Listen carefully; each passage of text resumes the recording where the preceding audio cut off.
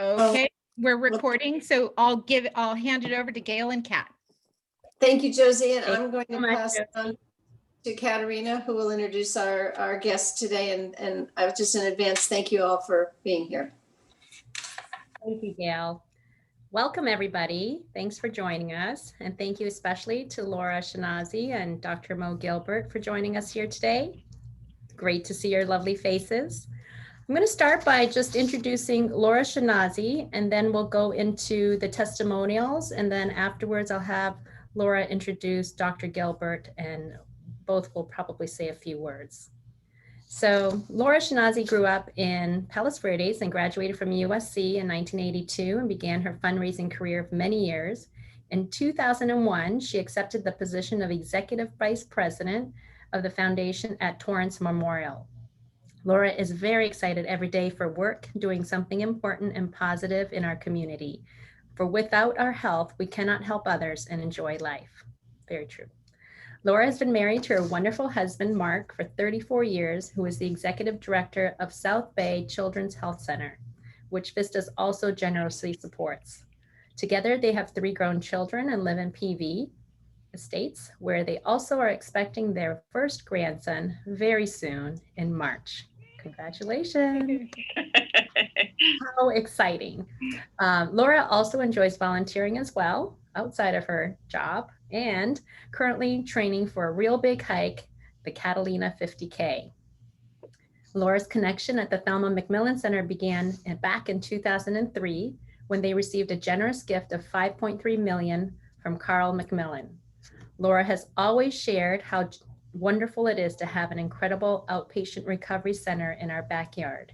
But until December 2014, Laura never realized how caring and educational the staff and program were until she became a parent of a patient there. So I'm going to segue off and I'm going to ask Josie to load up Todd's testimonial, and Todd is Laura's son.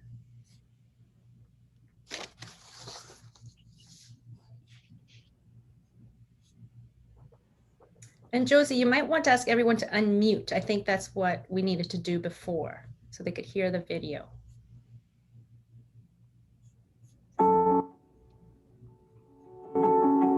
The reason I decided. Can I just ask, can you guys hear the video? Could you hear that? Yeah. Okay, seeing nod, so I'm going to go ahead and continue playing. Thank you. Help was because I realized that my life was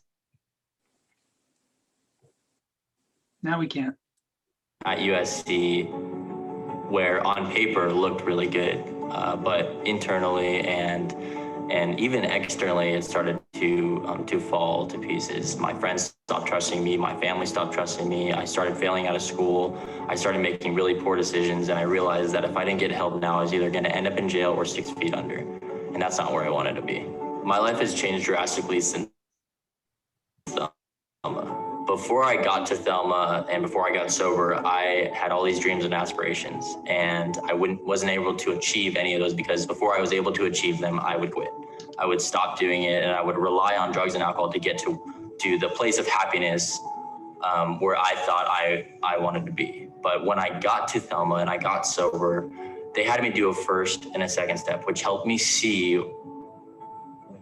where I was and where I can be through working the steps and doing the program and living this sober life. Without Thelma, I wouldn't be as happy as I am today. And now I'm actually achieving my goals of becoming a nurse and on my way to become a nurse anesthetist. And I'm passing with flying colors, something that I never thought I'd ever be able to do before I got sober. Yay. Thank you so much for sharing that with us, Laura. And I believe we also have a testimonial for Laura as well, Josie, if you can load that one up and we can share that as well. And I figured out the trick. When I mute myself is when you can't hear the video. PSS for all that it's been happening. Okay, here we go.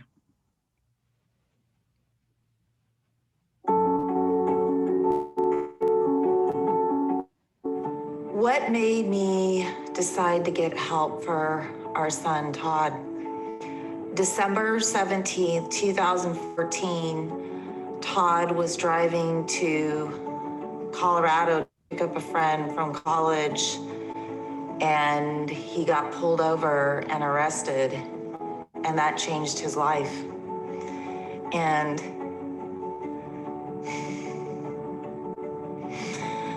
when he came home, my husband and I said, Todd, this is not the way the Shanazi family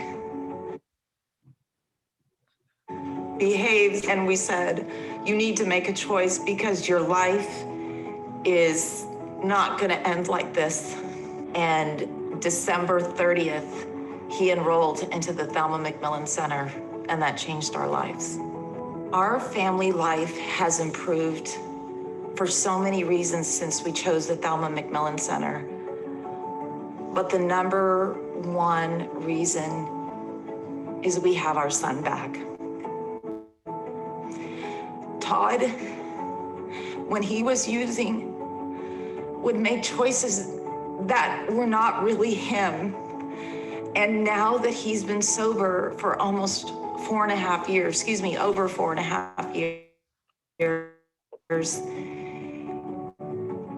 he is loving, he's productive, he has a path in life, he's getting married in the fall.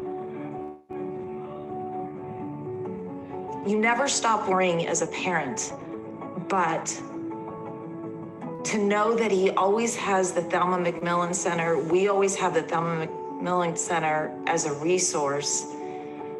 We have our son back and we have our life back, and I could not be more happy with the outcome.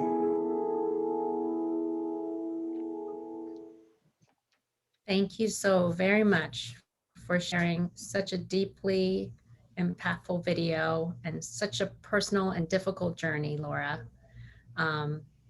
Would you like to say a few words? Sure.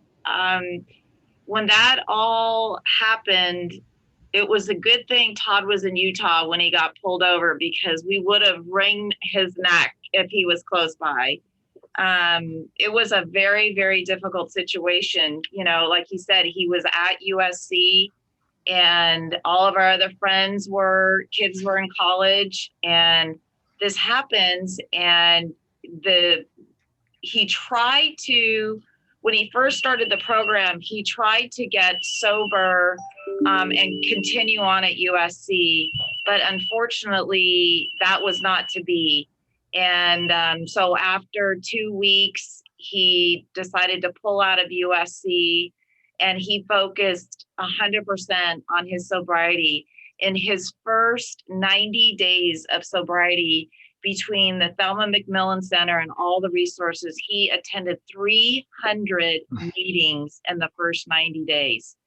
And he still to this day goes to AA meetings and stays connected with the McMillan Center, and they actually call it Thelma's Place.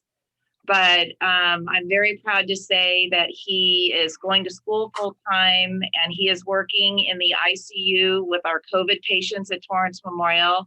And he now has 6 years of sobriety as of January 18th. And every day is a gift. And we're so grateful to all of you at Vistas for supporting this meaningful program. I mean, I can't tell you how important the resource it is. And when we first went into the program, the parents have to go too for the first, Mo will tell for sure, but I think it's the first 12 weeks. And every Saturday from 10 to 1. And I thought, what? I'm not the one. But you know, after you go through the whole program, you see the role that parents have in getting your loved one, whether it's a child, whether it's a spouse, you know, whoever it is, sober. So I'm so grateful to you for your generous support over the years. And I'm grateful we have our son back. And that's my little story. If you have any questions, we'll take questions at the end, but I would like to introduce Dr. Mo Gelbart. He is the executive director at the Thelma McMillan Recovery Center and director of behavioral health at the Torrance Memorial Medical Center. And as you were saying earlier, behavioral health, mental health has been hugely impacted with COVID. He also graduated from USC and has been practicing since 1976. He has expertise in alcohol and substance abuse and is certified by the American Psychological Association of Treatment of Substance Abuse, and was one of the founders of the Thelma McMillan Center. Please welcome Dr. Mo Gelbart. Hi. Good evening. Thanks.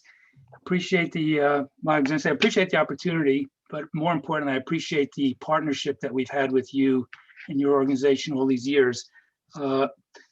Also have to remember not to follow someone like Laura and videos. They should follow me because, you know, a picture tells 1,000 words and a video tells probably 10,000 words. So what I have to say is nowhere near as meaningful and impactful as what you just heard from both Laura and her son. But I'll give you some of the basics that I would like you to know, and then you know, we'll be open to questions. So what I'd like to do, just a couple minutes about our program, and then I'm going to take, I tried to get the person to come in, but I'm going to take 2 or 3 minutes to just present a case, a really important case, and only important because this is a 16-year-old girl who's graduating this Friday, fully sober. And when I tell you her life a little bit, and she would not be where she is, she wouldn't be in our program if it weren't for your contributions. She's a full scholarship patient.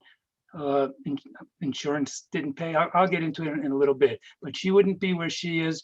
And one of the things we learned about working with any kids or anybody, but especially in the field of drug and alcohol, there's this pay it forward aspect, and there's this aspect where it grows. In other words, we don't just treat a person, we treat a family, and that family has extended family, and that family goes to schools, and they go to church and synagogue, whatever else. So what we do impacts so many people when we just work with one person.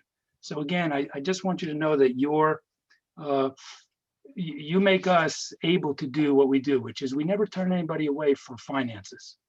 Or I can't say never, rarely. There's some exceptions, and even in those exceptions, we make sure the person has, we take care of them and don't just leave them. But I'd say 99% of the time, finances are not an issue. Thanks to people like your organization, the McMillan organization, others who have donated, we have the ability to provide care for everybody. So we, you know, a couple minutes about our program. Our center has been there 30 years. It started 30 years ago. In 2003, as Laura says, Carl McMillan gave us $6 million, and we opened up, we expanded. And one of the things he wanted was to have a teen program as well. So we've had a teen intensive outpatient program since then. It is strictly outpatient. It's after school, well, even now it's still after school. We have the components of the program. First thing is we do an initial assessment for anybody, and there's no cost or anything to that. We also, at the same time, we do 2 assessments for teenagers. We assess the parents. We learned really early on, you know, take a guess how many young kids came in willingly. 0. Nobody ever wanted to come in. Everybody was dragged in. Interestingly, within an hour and a half, with a caring, usually younger counselor who's been there, is in recovery, they flip around. They would like some help. No, kids don't want to be where they are, so they want some help. Then we go to the parents and say, hey, great news. Johnny wants to come for care. And then the parent would say, well, I don't know, it's so many days a week, and I've got another kid. And all of a sudden we realized we had done the wrong way. So now we talk to the parents first, and we tell them what it's all about. Because as Laura said, especially on the teen side, the parents have a big part of care. And, you know, we don't cure a child of their drug or alcohol problem. It's not like you drop them off at the doorstep and come pick them up 6 months later. So we are in the, you know, our program includes individual therapy, family therapy, education, involved in self-help groups. We have mindfulness, we have yoga, we have art therapy. And when the weather, we even started surf therapy. Some of you may know Alex Gray, and he was taking our kids out to the beach. And, you know, he has a history of, not himself, but a family history of drug tragedy. So he really related to these kids, and they loved going surfing with him. And he still comes. He'll be here soon. But anyway, so that's a kind of a unique part of our program. Another thing really important to know, our program is, it does, especially for teens, it's not so much for addiction. Okay, we consider ourselves early intervention. Kids shouldn't be using at all. I can go into a whole hour plus topic with you on brain development and the reasons why they shouldn't be using, over and above the obvious. But no use is good use. So when we get parents, oftentimes parents will come to us and say, well, my kid's not so bad. He's like everybody else. They all drink, they all use. A couple things about that. First, that's not necessarily so. All kids don't use, okay? And we try to study, what is that 20, 25, 30% of kids who don't use at all? What's different about what they do? So number one, all kids don't use. Number two, kids don't necessarily use like your child uses. And number three, well, then come back when they're in real trouble, or maybe not even alive, and then see if we can help them. Now, I'm saying that as a threat, but the message gets through. But we do early intervention, because most kids who are using are not going to become addicts. Most kids who are using are not going to become dependent or abuse drugs or alcohol. They're going to pass through. Only about 10% are going to have a problem. But we have what's called unintended negative consequences, which means as they play with drugs, experiment with drugs, bad things can happen to them, ranging from just poor grades, friends leave them, health problems, unwanted pregnancies, legal issues which can affect their college and their financial aid later in life, all the way leading to accidents and death and dying. Two kids that I worked with, I mean, they were 18 at the time, they went to prison and they were not addicts. They just both were involved in vehicular homicide, while being under the influence. So the point is, you don't have to be an addict in order to get help. If a child is using at all, it's a good if a child's use has come to someone's attention, a parent or teacher or someone else, then there's a good reason there's enough of a problem to take a look. And so we've had really good success. It's really hard working with teens. Our program is 6 months long. First 10 weeks is 4 times a week. Then we go to 3 times a week. We have, as I say, since March, we've been 100% virtual. We've been on Zoom since March, since the pandemic started. It's shocking. We're doing better. They're doing better. The kids like it. Now, maybe because they don't have school and they don't have things to do and they're bored out of whatever, but the kids come more often. They listen more often. They, maybe they're not sitting next to each other playing, poking each other and so on. But their attendance and their outcome is better, which is really amazing. When we go back someday, I'm not sure when we'll go back, but it'll probably be some kind of a hybrid model, because there's a lot of convenience to doing it over Zoom. We could have a teenager and his mother who lives here and his father who's divorced who lives in Oregon. We could have them in the same room together and do a family session. So there's a lot of advantages that we can do. We treat kids now that don't live in the community. They don't have to live now in the South Bay, at least while we're doing Zoom, because they just come 100% online. But anyway, we will go back, I'm sure, to full care. Last thing about the program, your contribution, we do a lot more than just treat. I mean, we are in the community, I'm gonna say a third of what we do is community service of sorts. We train school districts, we do parent trainings, we do, I've done a three series, and maybe somebody came, but a 3-series parent workshop in PV, also Hermosa, Manhattan Beach, El Segundo. So we do, we have counselors in every school district that we put in 1 day a week. During the pandemic, of course, it's a little harder. They're doing Zoom meetings, but we, we do, like I said, about a third of the work we do is just being out in the community and helping. And then the last thing I'll say, and then I'll talk about this one case, if that's okay, is, being in the hospital is, I've been with the hospital for 40 years, and being with the hospital, Torrance Memorial, is only interested in us doing the right thing. So we have the freedom. We've never had any kind of mandate to do anything other than do a great assessment, find the best care for the child, and get them the best care. Sometimes it's not our program. Okay, I got to tell you that. Sometimes a child is too far and they need residential care for a while. And the longer a parent waits, the more possible it's going to be that they can't just go home and stay sober while they're home at night. So it's a challenge with kids, quite honestly. But like I said, we're growing and we're doing well. And I'll give you this one case. I put my glasses on if you don't mind. But this is, like I say, a girl graduating this Friday. That means she's had 6 complete months of sobriety and has worked the program. 14, she came in using Xanax since 13, alcohol since 13. I can tell you the amount of marijuana since 13, cigarettes, vaping, depressed. One of her best friends passed away with a drug overdose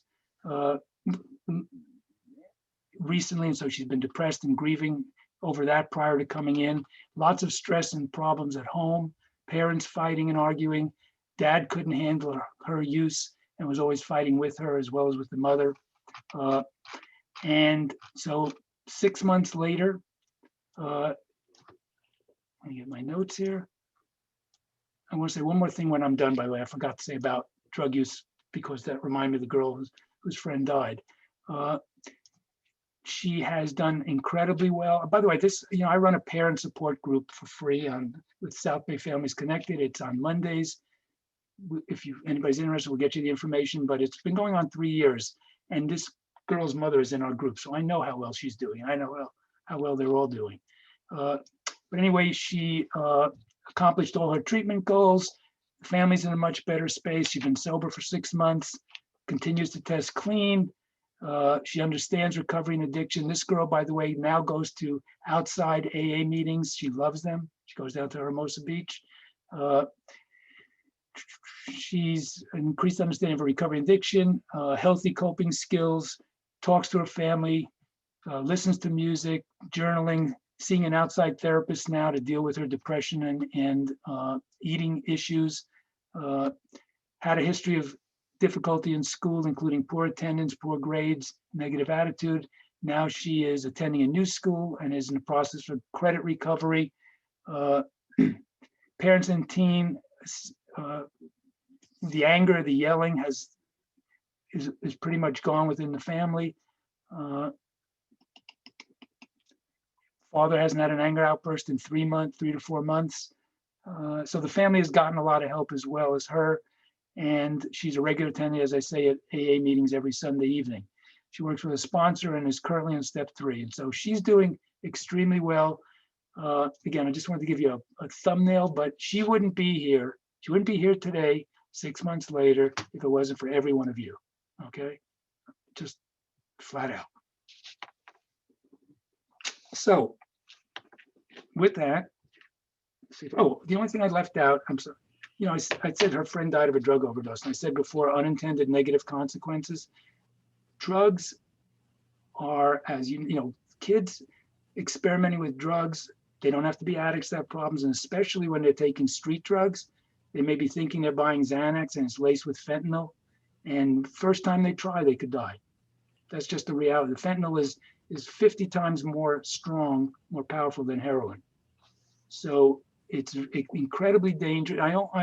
I tell parents sometimes, look, if you tell your kids anything, tell them not to get drugs off the street. Whatever they have to go to the doctor, take them to get something. Even if they got to take it from your medicine cabinet, God forbid, but don't, hopefully not, but don't go buy drugs in the street. Don't buy pills from somebody other than a pharmacy. So anyway, just it reminded me when I said that girl's friend had died. It was a rash of deaths about 6 months ago in South Bay, and that was one of them. So with that, like I said, thank you for your help, and Laura and I will take any questions. I would love to just make a comment, and I just want to say how just wow, everything that you shared with us today, Laura, on a personal level, and also Dr. Gelbart. I mean, how deeply impactful you are to each of the patients that come into your facility and just the full scope of the entire family and the communities that these children are in. And it's clearly such a vulnerable part of the population that you're serving. It's just amazing to me how impactful it is and how it continues to be impactful for many years to come. So with that, I do want to say thank you so much for sharing that. We have a lot of new members with us, and although many alumni have already been aware of what Thelma does for a community, and your presentation really goes a long ways to really helping us become more aware of the purpose of your organization. And I want to say thank you so much. Thank you for those kind words. And like I said, thank you for what you do. And you guys, you ladies, are our ambassadors. Yep. Thank you, thank you, thank you. We're so grateful. And I'm just going to add one more note. I remember when Todd came back and spoke to Vistas, it was probably 5 years ago. And one of the parents, and I was sitting in the front row, and one of the parents said, "What could your parents have done differently?" And it's not so much the parents. Todd said, it wasn't my parents. My parents had structure. We had rules. We had guidelines. When a person like Todd, unfortunately, it's like Dr. Gelbart said, one puff, one drink, you don't know if your child is going to become addicted. So the best, if we can just not have them start in the initial phase, but I'm just grateful again to Thelma for giving us the tools, and we still use them to this day. I mean, we always want to help our kids, but what we learned at Thelma is you got to let it do them on your own. Don't be there so quick all the time to hand out and pick them up, and let them be independent, let them fail. They'll learn how to deal with life a lot better. One of the great moments I think is, I go to Costco. I don't go anymore. Maybe now I got my shots, I'll go. But when I go to Costco every week on my weekly run, one of our first graduates works there. And so, she's about 17 years sober. Pretty good. What an amazing program. Thank you so much for the opportunity, everybody. And thanks for all your hard work at Vistas. We know you're all wonderful volunteers. Right. Did you any questions? Thank you, Laura. Did you have some questions? Did you want anything answered? We would love the opportunity to have our general membership ask questions if they have any. I personally thank you so much, Dr. Gelbart and Laura, for everything that you do. We are so honored to work as hard as we do in order to continue the mission that you guys are accomplishing, and we're so proud to be a part of it. So thank you. I'm going to look through the gallery to see if anyone has questions. I see Marcia. Marcia, you have your hand up.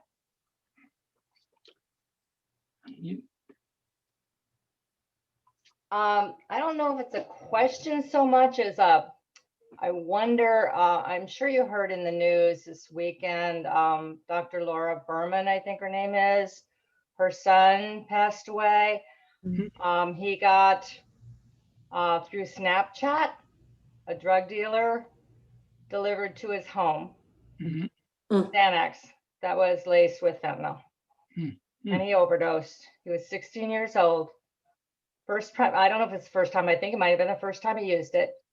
Young, bright, promising, great parents, great family. I mean, what can be done, or what, I mean, these it's this social media platform, drug dealers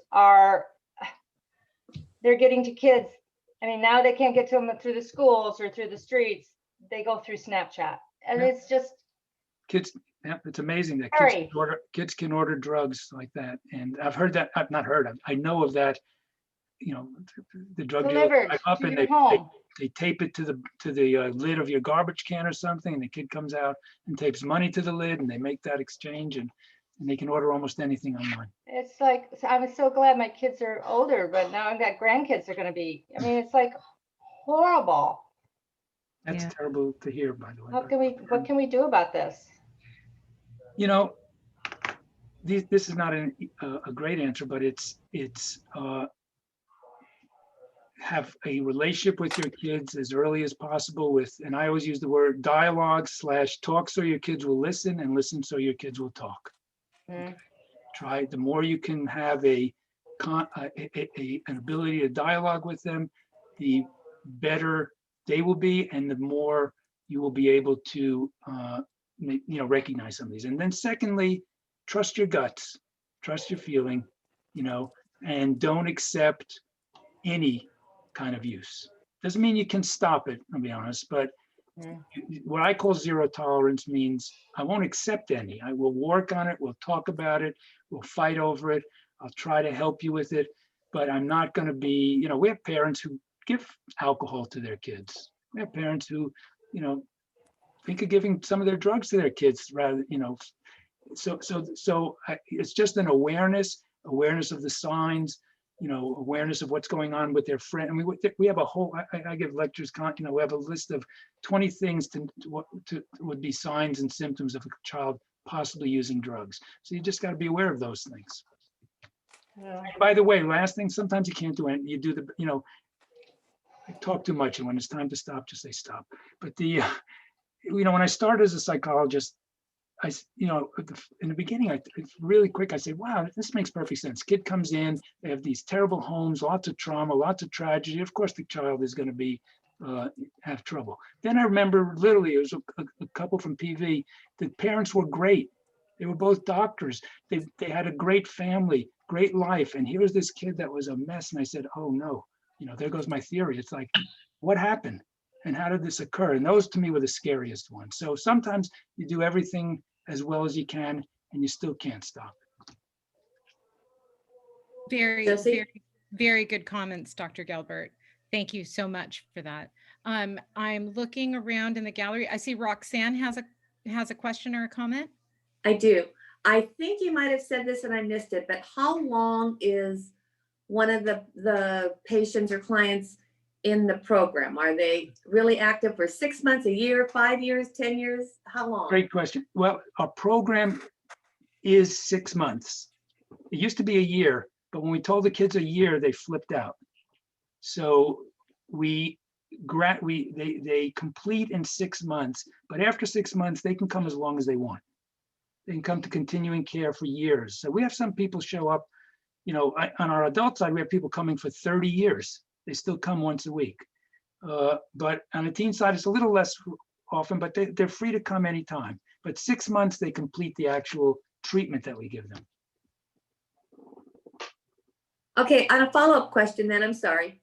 So you said that not all kids that come there are addicted to drug or alcohol.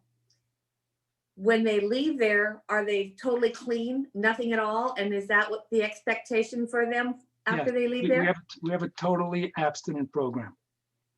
So, we do drug testing regularly, even online. We do drug testing online.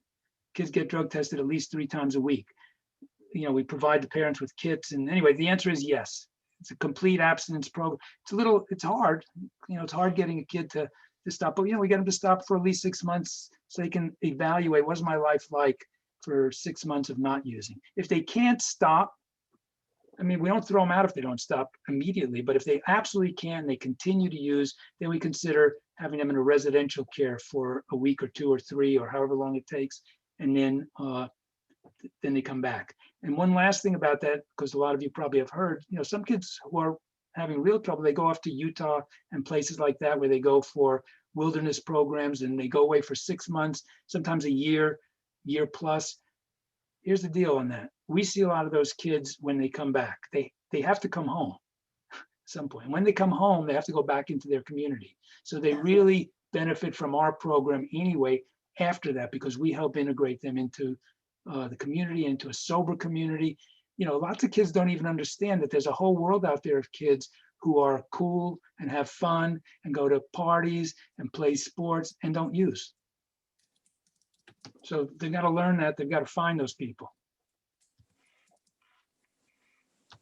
That's very true. It's good advice. I'm a mom of 3 with a 16 and a 17-year-old. And I personally have listened so intently to every word that you have said, because I know that I will do my best to implement it here at home and just play my cards and see what happens. I know that we're all so proud to continue working and supporting the work that you both do. And from the bottom of our hearts, we thank you for helping the children in our community and their families. It's very clear that you can see the good and the help that you're giving them. So thank you. Thank you for the opportunity. Yes, thank you. Like I said, we couldn't do it without you and people like you. This was a wonderful presentation. Thank you so much. Thank you. Good night. And- Have a good night. Thank you. Thank We'll you, see and good night. again. For joining us. Thank you so And if you Good have night. any follow-up night. questions, just email Josie or Kat and they'll get a hold of us. Or Gail. Laura. Yeah. Or Helene. Take You care. got Bye, it. everybody. Thank So you. much. I know. Thank Bye. you Good night. so Laura. much. Bye, Dr. Bye-bye. Gilbert. I'm going to go ahead and turn off the recording this time.